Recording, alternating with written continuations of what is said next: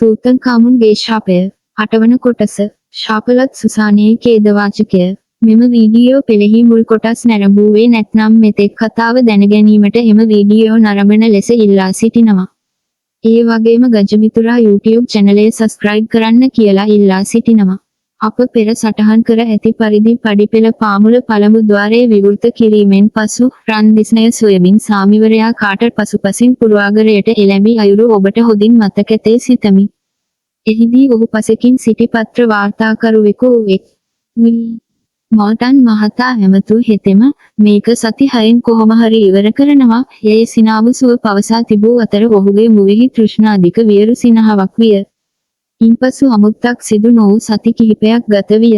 දිනක් සාමිවරයා උදෑසනින් පිබිද රැළ බෑමෙහි නිරත වී සිටි අතර එදින ආදාහනාගාරයේහි සොහොන් සංකීර්ණයේ දෙවනි කුටීරය ద్వාරය විවර කරන දිනේ බැවින් ඔහු සිටියේ මහත් උද්දාමයකිනි. රැළ බාමින් සිටි අතරතුර ඔහුගේ වම් කම්මුල මදුරුවෙකු හපා කෑ අතර ඔහු එය තරම් කාරණාවකට නොගෙන ස්වකීය දෛනික කර්තව්‍යයන්හි වෙනදා මෙන්ම නිරත විය. වසුදා වන විට කම්මුල තඩිස්සිව තිබූ අතර කුඩා සැරව බිබිලක්ද මතුව තිබිනි.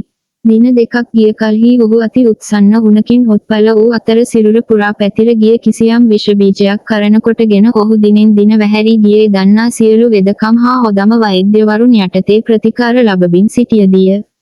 අවසානයේ සුනකයෙකු මෙන් විලාප තබමින් සාමිවරයා කයිරෝ නුවර ජාතික රෝහලේදී සිය රන් සිහිනයද සමගින් අවසන් සුසුම් හෙළූ අතර මුළු කයිරෝ නගරයේම විදුලි පහන් එක මොහොතකට නිවි ගොස් අන්ධකාරයේ එහි රැජ වූ බවද කියවේ.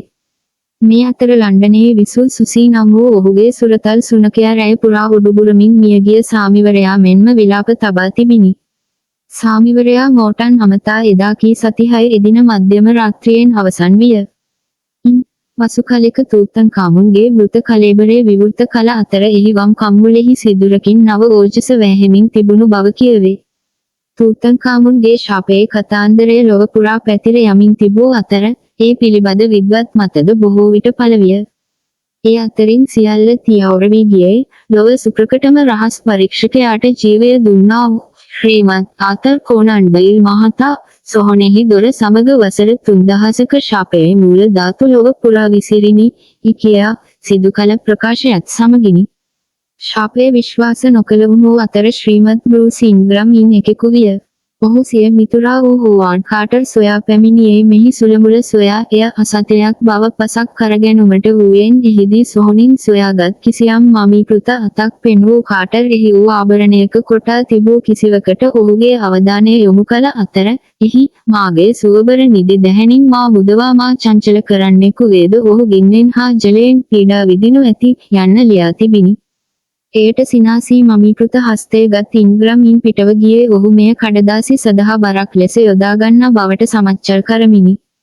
දින කිහිපයකින් ඉන්ග්‍රම්ගේ සුව පහසු නිවහන ගින්නෙන් දැවී අළු වූ අතර පසු කලෙක එය නැවත ගොඩ නැගූ කල්හි මහා ගඟ වතුරකින් යට විය. ශාපයේ මීළඟට සොයා පැමිණියේ සාමිවර කාරණවන්ගේ සොහොයුරා වූ කර්නල් ඔබ්‍රි හර්බර්ට් වෙතය. ඔහු තූතන්ඛාමුන්ගේ විරූපී කෘන්තක දත් ගැන සඳහන් කරමින් ඒවා දුටුවාට වඩා තමා අන්ධ වී ගියා නම් වඩා හොඳයි කියා තිබිනි. මද දුර්වලතාවයකට එහා ගියා උපෙනීමේ දුර්වලතාවයක් නොතිබූ කර්නල්වරයා ඉන් දින කිහිපයකින් සම්පූර්ණයෙන්ම අන්ධ විය. වෛද්‍යවරුන්ගේ මතය වූයේ එක්වර කුණු වී යමින් තිබූ උඩු හක්කේ දත් කිහිපයක් නිසා දෘශ්‍ය ස්නායුව අවහිර වී ඇති බැවින් ඒවා ඉවත් කළහොත් පෙනීම යලි ලබාගත හැකිවන බවය. කර්නල් වරයාගේ අනුමැතිය සමග එකින් එක අදාළ දත් ඉවත් කළද පෙනීම යලි නොලැබිනි. ඒ වෙනුවට දත් ඉවත් කිරීමේදී සිදු වූ විෂ බීජ ශරීරගත වීමකින් ඔහුට දුක්ඛිත මරණයක් හිමි වූ අතර ඔහුගේ විලාපය සාමිවරයාට නොදෙවෙනි විය. එම සිදුවීමෙන් මාස කිහිපයකට පසු කාටර් සමග සොහොනට ඇතුළු වූ තවත් පුරාවිද්‍යාඥයෙකු වූ හියු එර්ලින් වයිට් විසින් සිය නිදන කාමරයේ බාල්කය මත එල්ලී සිය දිවි නසාගෙන තිබිනි. ඒ ඉදිරිපස සුදු පැහැ බිත්තිය මත ඔහුගේම ලීන් මෙසේ ලියා තිබිනි.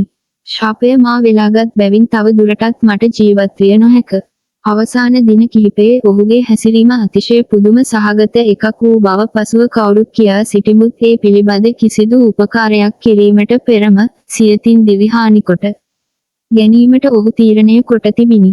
ශාපය තවදුරටත් කැණීම් සඳහා සම්බන්ධ වූ එමෙන්ම එහි වූ මරණීය නිශ්චලතාවයට බාධා කළවුන් සියල්ල කෙමෙන් නමුත් නිශ්චිතවම දඩයම් කරමින් සිටි අතර එහි මීළඟ ගොදුර ජෝර්ජ් බුල්නම් මහතා විය. ඒ ගැන මීළඟ විඩියෝවෙන් නරඹමු.